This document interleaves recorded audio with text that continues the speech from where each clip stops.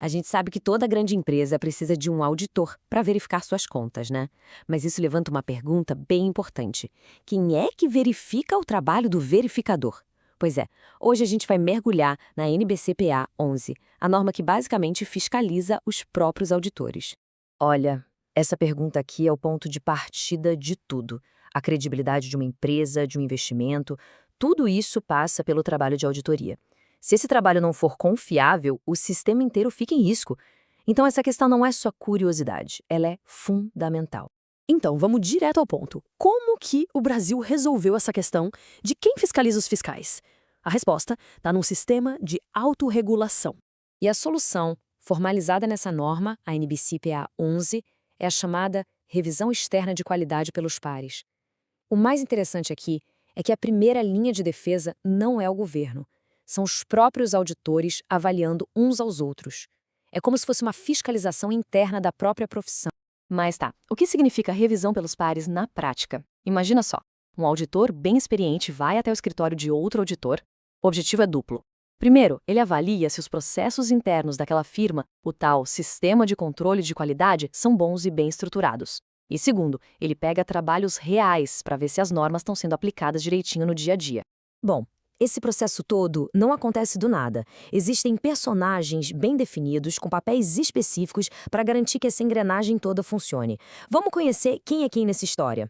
No centro de tudo, a gente tem duas figuras principais. O revisor, que é o auditor que vai lá e conduz a análise, e o revisado, que é o auditor que está com o trabalho sob o microscópio. É uma relação direta entre colegas de profissão e é daí que vem o nome do processo. Mas quem é que coordena essa dinâmica toda? A responsabilidade é do CREAR, o Comitê Administrador da Revisão, que é formado por gente do CFC e do IBRACON. E aqui, olha só que detalhe crucial para a credibilidade do sistema: a presença de observadores. Órgãos como a CVM e o Banco Central podem participar das reuniões, funcionando como uma espécie de supervisão externa, sabe? Para garantir que esse processo de autorregulação seja levado a sério mesmo. Ok, já conhecemos os envolvidos. Mas e aí, como é que esse processo se desenrola na prática? Vamos seguir a jornada de uma revisão do comecinho ao fim. O processo segue 5 passos bem claros. Tudo começa com o CREA, que seleciona quem vai ser revisado. E olha que curioso, é o próprio auditor revisado quem escolhe e contrata o seu revisor. Claro, de uma lista de profissionais qualificados que já foi pré-aprovada. Daí para frente, o revisor faz a análise, prepara um relatório e o ciclo se fecha de novo com o CREA, que avalia o resultado todo e dá a palavra final. E isso não é uma coisa que acontece uma vez na vida e pronto.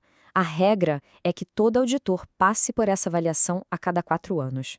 É uma verificação periódica da qualidade, só que o sistema tem um gatilho de segurança.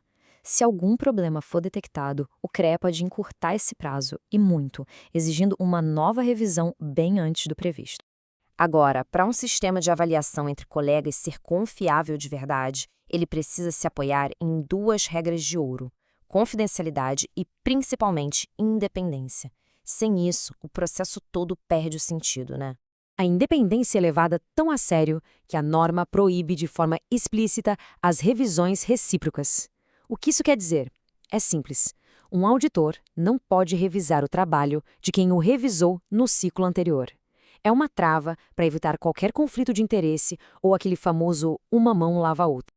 E o rigor não vale só para o revisado, não. A norma também impõe uma série de barreiras para alguém poder ser um revisor. A lógica é bem simples. Para julgar a qualidade dos outros, o seu próprio histórico tem que estar impecável. Então, se um auditor receber um relatório negativo na própria revisão, ou, sei lá, descumpriu prazos, ele perde o direito de avaliar os colegas. E aí chegamos no momento crucial do processo, o resultado. Depois de toda a análise, qual é a conclusão a que o revisor chega? O veredito final se resume a 4 tipos de relatório. Adequado é o sinal verde, o ideal. Com deficiências é um sinal amarelo, um alerta. Olha, existem falhas, mas elas não chegam a comprometer o sistema todo. Agora, os 2 últimos, inadequado e com limitação de escopo, são sinais vermelhos. Inadequado quer dizer que o sistema de qualidade falhou feio. E limitação de escopo pode ser ainda mais grave, porque sugere que o revisor foi de alguma forma impedido de ver tudo o que precisava. Agora, um ponto bem importante, uma nuance. A norma permite o uso do julgamento profissional. Se o revisor encontra uma falha, mas avalia que ela é isolada e irrelevante, isso não significa automaticamente um relatório negativo. É preciso pesar o impacto real daquela deficiência no conjunto da obra. Certo. Mas e o que acontece quando o relatório não vem adequado? O que a norma prevê para corrigir as falhas que forem encontradas? O sistema não quer só punir, ele busca correção. Quando falhas são identificadas, o revisor emite uma carta de recomendações. O auditor revisado, então, tem 30 dias para responder com um plano de ação que é um compromisso formal de como ele vai consertar cada um dos pontos. E não basta prometer, viu? Esse plano precisa da aprovação final do CREA para garantir que as mudanças vão acontecer de verdade. As consequências de um relatório negativo são bem sérias. Um resultado inadequado, por exemplo, já obriga o auditor a passar por uma nova revisão logo no ano seguinte. E mais do que isso, o CREA comunica a situação diretamente aos órgãos de fiscalização, como o CFC e a CVM, o que pode acabar gerando sanções disciplinares. O ponto principal é: o sistema tem dente. E assim, a gente percorreu toda a estrutura da NBC PA11.